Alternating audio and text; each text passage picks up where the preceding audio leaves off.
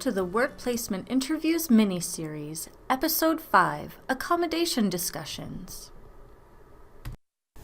Accommodations. Informal accommodations are modifications that are agreed upon but not documented and may include tools or resources already available. Some examples include a student using Wheel-Trans may have an agreement with the employer to begin their shift between 9 and 9:30 to account for pickup and drop-off delays. A student struggling to focus may request shorter, more frequent breaks, or a student may use a smart pen or other recording device for certain note-taking activities.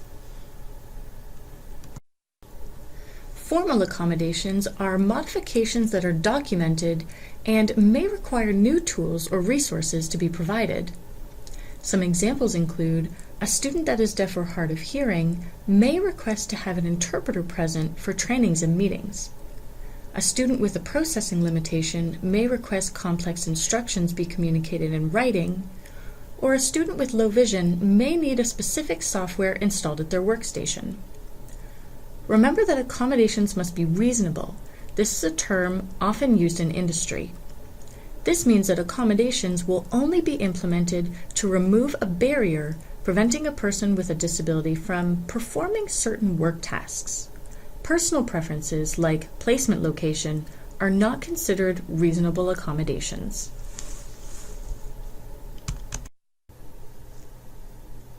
Accommodation sample script.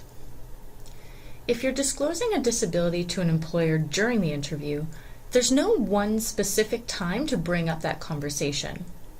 For students with visible disabilities, it's likely to come up earlier in the meeting by you or the interviewer, so be prepared to have that conversation at any point throughout the meeting. If the subject of accommodation does not come up during the initial question and answer portion of the interview, there's always an opportunity to bring it up when the interviewer asks, "Do you have any questions?" or "Is there anything else I need to know?"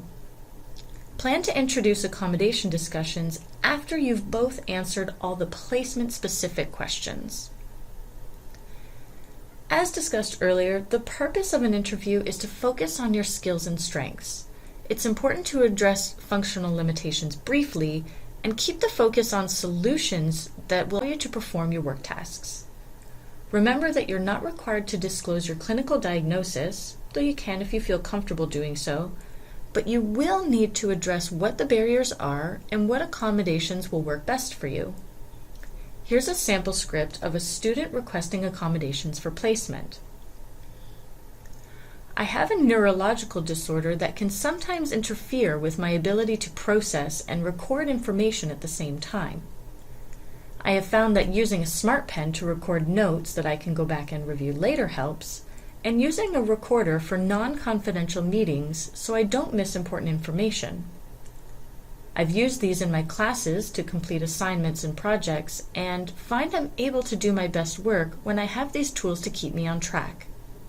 Having these supports during my placement will allow me to excel in this role as well. Then the employer may say something along the lines of, "Okay, we can work with you on that," or they may have follow-up questions. When discussing your disability, keep this tip from Soft Skill Builder in mind.